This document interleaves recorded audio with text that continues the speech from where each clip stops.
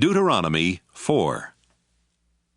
Israel, listen to these laws and teachings.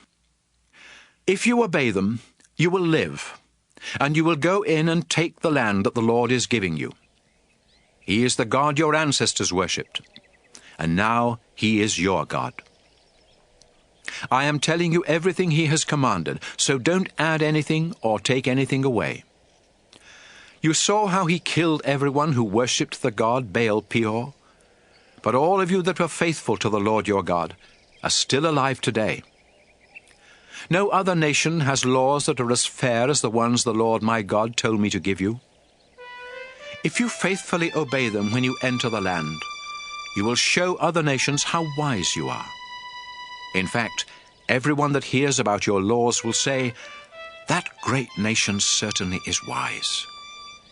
And what makes us greater than other nations? We have a God who is close to us and answers our prayers. You must be very careful not to forget the things you have seen God do for you. Keep reminding yourselves, and tell your children and grandchildren as well. Do you remember the day you stood in the Lord's presence at Mount Sinai?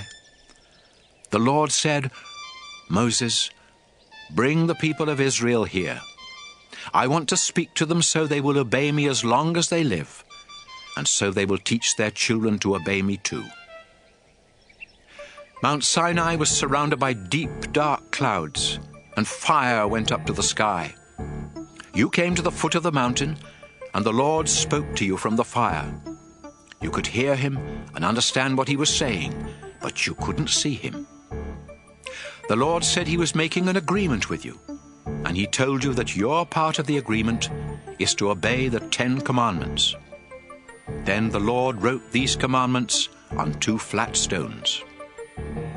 That's when the Lord commanded me to give you the laws and teachings you must obey in the land that you will conquer, west of the Jordan River. When God spoke to you from the fire, He was invisible. So be careful not to commit the sin of worshipping idols. Don't make idols to be worshipped, whether they are shaped like men, women, animals, birds, reptiles, or fish. And when you see the sun or moon or stars, don't be tempted to bow down and worship them. The Lord put them there for all the other nations to worship. But you are the Lord's people, because He led you through fiery trials and rescued you from Egypt. The Lord was angry at me because of what you said, and He told me that He would not let me cross the Jordan River into the good land that He is giving you. So I must stay here and die on this side of the Jordan. But you will cross the river and take the land. Always remember the agreement that the Lord your God made with you, and don't make an idol in any shape or form. The Lord will be angry if you worship other gods, and He can be like a fire destroying everything in its path. Soon you will cross the Jordan River and settle down in the land. Then in the years to come you will have children, and they will give you grandchildren. After many years, you might lose your sense of right and wrong and make idols, even though the Lord your God hates them. So I am giving you fair warning today, and I call the earth and the sky as witnesses.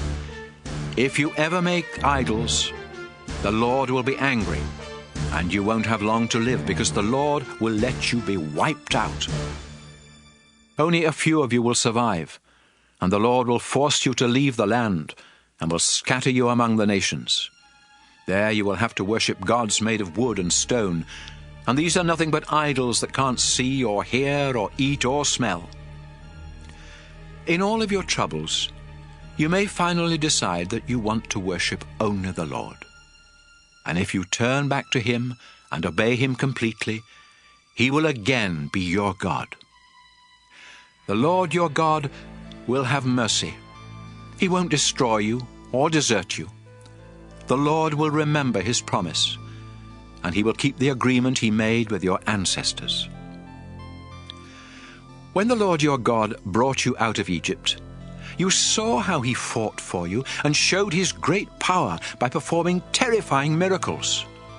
You became His people, and at Mount Sinai you heard Him talking to you out of fiery flames. and yet you are still alive. Has anything like this ever happened since the time God created humans? No matter where you go or who you ask, you will get the same answer. No one has ever heard of another God even trying to do such things as the Lord your God has done for you. The Lord wants you to know He is the only true God, and He wants you to obey Him.